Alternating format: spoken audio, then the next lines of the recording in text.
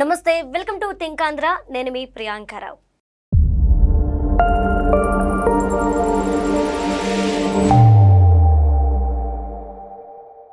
వివేక హత్య ఈ కేసు గురించి అందరికీ తెలుసు. అయితే ఇందులో సాక్షుల్ని ప్రలోభాలకు గురి చేస్తున్నారు, ఈ కేసు తప్పుదోవ పడుతుంది అంటూ కొన్ని వార్తలు అనేవి వచ్చాయి. అయితే ఈ నేపథ్యంలో నిన్న ఏపీ పోలీసులు సుప్రీంకోర్టుకి ఒక అఫిడవిట్ ఫైల్ చేశారు. అదేంటి అంటే, ఈ కేసు నుండి అవినాష్ రెడ్డి తప్పించుకునేందుకు కొన్ని కుట్రలు పన్నుతున్నారు అంటూ ఆ అఫిడవిట్లో ఉంది. అసలు ఏం జరిగిందనే విషయాలు ఈరోజు మనకి ప్రముఖ పొలిటికల్ అనలిస్ట్ అప్పసాని రాజేష్ గారిని అడిగి తెలుసుకుందాం. నమస్కారం సార్. సార్, వివేక హత్య కేసు నుండి తప్పించుకునేందుకు అవినాష్ రెడ్డి కుట్ర పన్నుతున్నాడు అంటూ మన ఏపీ పోలీసులు సుప్రీంకోర్టులో అఫిడవిట్ దాఖలు చేశారు. అసలు ఏం జరిగింది, దీనికి బలమైన సాక్ష్యాలు ఏమున్నాయి సార్? ఆంధ్రప్రదేశ్ రాష్ట్ర పోలీస్ విభాగం ద్వారా సుప్రీంకోర్టుకి నిన్న వివేకానంద రెడ్డి గారి హత్య కేసు తాలూకు, అంటే మామూలుగా మనం హరికథ వినేటప్పుడు పెట్టకథలను వింటూ ఉంటాం. ఆయన ఏం చేస్తుంటాడంటే, ఆ హరికథలో వినే ప్రేక్షకులను రంజింపజేయడం కోసం కొన్ని పెట్టకథలను జోడించి చెప్తా ఉంటారు. ఏం జరుగుద్ది జనరల్గా, ఈ హరికథ ముందుకు నడవదు, ఈ పిట్టకథలతోటే కాలక్షేపం అయిపోతూ ఉంటుంది. ఆ రోజు కథా కాలక్షేపం ముగుసుద్ది. ప్రజలు కూడా ఈ పిట్టకథలతోటి సమ్మోహినితులై, ఆహా భాగవతార్ గారు ఎంత అందంగా చెప్పాడు అనుకొని వీళ్ళకి వెళ్ళిపోతారు.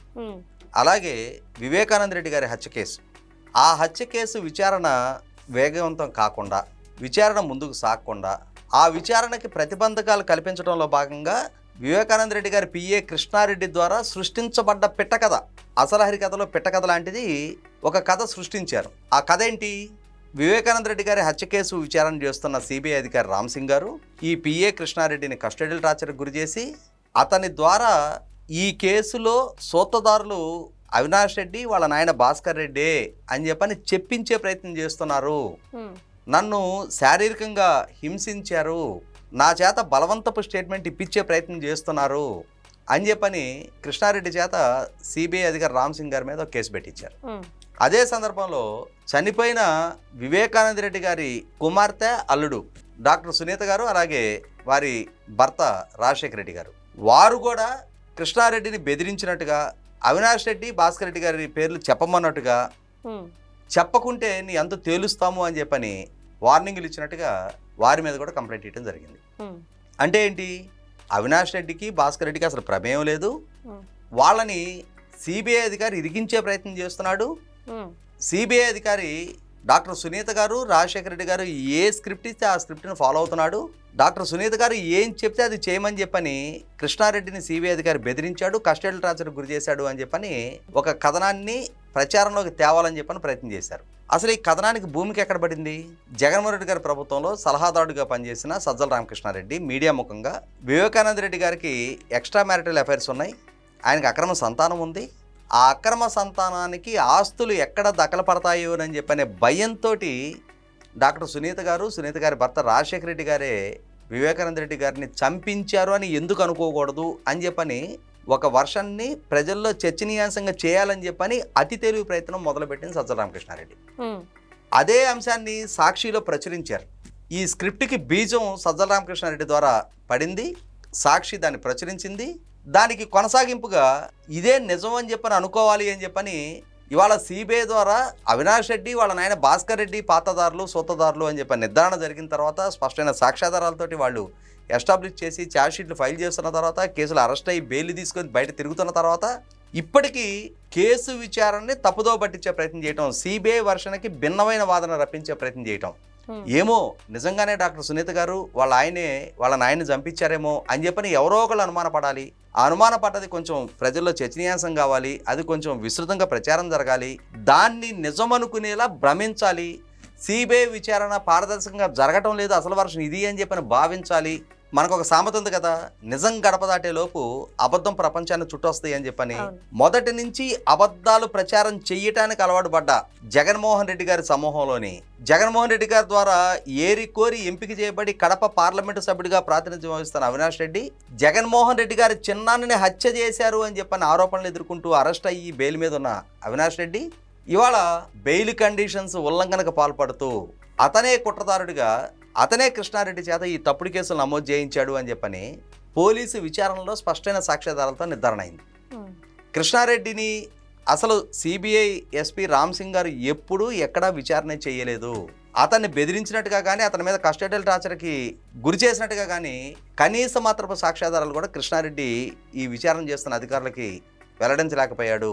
అదే సందర్భంలో ఈ కేసు విచారిస్తున్న కృష్ణారెడ్డి ద్వారా నమోదు చేయబడ్డ ఈ కేసు విచారిస్తున్న కన్సర్న్డ్ సిఐ రాజుని అవినాష్ రెడ్డి గారు అనుయాయులుగా ఉన్న మాజీ ఏఎస్పీ రాజేశ్వర్ రెడ్డి అలాగే మాజీ ఏఎస్ఐ రామకృష్ణారెడ్డి వారిరువురు రాజుని బెదిరించి ఒక ఫ్యాబ్రికేటెడ్ సాక్ష్యాధారాలు వాళ్లే సృష్టించి వాటిని కోర్టులో చలామణి చేసే ప్రయత్నం చేశారు. కేసు డైరీ మీద రాజు సంతకం పెట్టడానికి ఇష్టపడని సందర్భంలో అతన్ని అవినాష్ రెడ్డి దగ్గరికి తీసుకెళ్లి అవినాష్ రెడ్డి చేత స్వయంగా బెదిరించి కేసు డైరీ మీద సంతకం పెట్టించారు. అంటే ఉద్దేశపూర్వకంగా ఒక తప్పుడు కేసుని అధికారికంగా చలామణి చేయించే ప్రయత్నం అవినాష్ రెడ్డి అతని అనుయాయుల ద్వారా జరిగింది.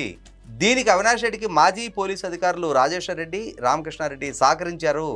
ఏ స్క్రిప్ట్ అయితే సజ్జల రామకృష్ణారెడ్డి ద్వారా మీడియా ముఖంగా చెప్పబడిందో అదే స్క్రిప్ట్ని నిజం చేసే పని కృష్ణారెడ్డి నడ్డు పెట్టి అవినాష్ రెడ్డి చేశాడు అని చెప్పని ఇవాళ స్పష్టంగా నిర్ధారణ అవుతా ఉంది.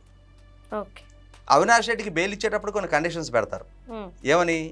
కేసు విచారణ ప్రభావితం చేయకూడదు, సాక్షులను బెదిరించకూడదు, విచారణకు సహకరించాలి, విచారణ అధికారులు ఎప్పుడు పిలిస్తే అప్పుడు హాజరవ్వాలి అని కండిషన్స్ పెడతారు. వీటిలో ఏ ఒక్క కండిషన్ కూడా అతను ఆర్డర్ చేయలే. అతను విచారణకు సహకరించలేదు, అతను అధికారులను ధిక్కరించాడు, అధికారులను ప్రలోభపెట్టే ప్రయత్నం చేశాడు, బెదిరించే ప్రయత్నం చేశాడు. వీళ్ళందరి ఆధ్వర్యంలో విచారణకు ప్రతిబంధకాలు కల్పిస్తున్నారు కాబట్టి డాక్టర్ సునీత గారు సుప్రీంకోర్టుని అప్రోచ్ అయ్యి విచారణ వేరే రాష్ట్రానికి బదిలీ చేయించుకున్నారు. ఇవాళ బెయిల్ కండిషన్స్ వైలేట్ చేసినట్టుగా స్పష్టమైన సాక్ష్యాధారాలతోటి ప్రూవ్ అయింది. సుప్రీంకోర్టు బెంచ్ మీద ఉంది. ఇవాళ రాష్ట్ర ప్రభుత్వం సబ్మిట్ చేసిన రిపోర్టునే కనుక పరిగణలోకి తీసుకుంటే అవినాష్ రెడ్డి బెయిల్ ఇమ్మీడియట్గా క్యాన్సిల్ అవ్వాలి, అతను జైలు పాలవటం ఖాయం. బెయిల్ కండిషన్స్ ఉల్లంఘించి కేసు విచారణ ప్రభావితం చేస్తున్నాడు, విచారణాధికారుల మీద తప్పుడు కేసులు నమోదు చేయిస్తున్నాడు, బాధితుల మీద తప్పుడు కేసులు నమోదు చేయిస్తున్నాడు, తాను కేసు నుంచి బయటపడటం కోసం తప్పుడు మార్గాలు ఎంచుకొని తప్పుడు ప్రాక్టీసెస్ తోటి తప్పుడు కేసులు నమోదు చేయిస్తున్నాడు అని చెప్పని నిర్ధారణ అయింది కదా. కాబట్టి ఇవాళ కృష్ణారెడ్డి చేత ఇటువంటి తప్పుడు కేసులు నమోదు చేయించే ప్రయత్నం చేసినందుకు, విచారణాధికారిగా ఉన్న రాజుని బెదిరించినందుకు, తప్పుడు కథనాలు నిజాలుగా ప్రచారం చేయించినందుకు అవినాష్ రెడ్డి మీద కేసు నమోదు చేయాలి. అలాగే వివేకానంద రెడ్డి గారి హత్య కేసులో అతనికి ఇచ్చున్న బెయిల్ రద్దు చేసి ఇమ్మీడియట్గా అతను జైలుకి పంపించాలి. ఇప్పటికీ 6 సంవత్సరాల కాలం గడిచిపోయింది. ఇప్పటికీ ఇంకా ఆ కేసు విచారణ ఒక లాజికల్ కంక్లూషన్కి రాలా. కనీసం డాక్టర్ సునీత గారు సుప్రీంకోర్టుని అర్థిస్తున్నట్టుగా ఒక టైం బౌండెడ్ షెడ్యూల్లో రోజువారీ విచారణ జరిపిన ఈ కేసు విచారణ ఒక ముగింపుకి తీసుకురండి అని చెప్పని ఆమె అభ్యర్థిస్తున్న అంశాన్ని పరిగణలోకి తీసుకొని సుప్రీంకోర్టు వీలైనంత వేగంగా ఈ కేసు విచారణ ఒక లాజికల్ కంక్లూషన్కి వచ్చి అసలు సూత్రధారులు అసలు పాతదారులు చట్టం ముందు దోషులుగా ఎస్టాబ్లిష్ అవ్వడానికి తగిన నిర్ణయం తీసుకోవాలని చెప్పని ఆశిద్దాం. Okay, right. Thank you so much sir.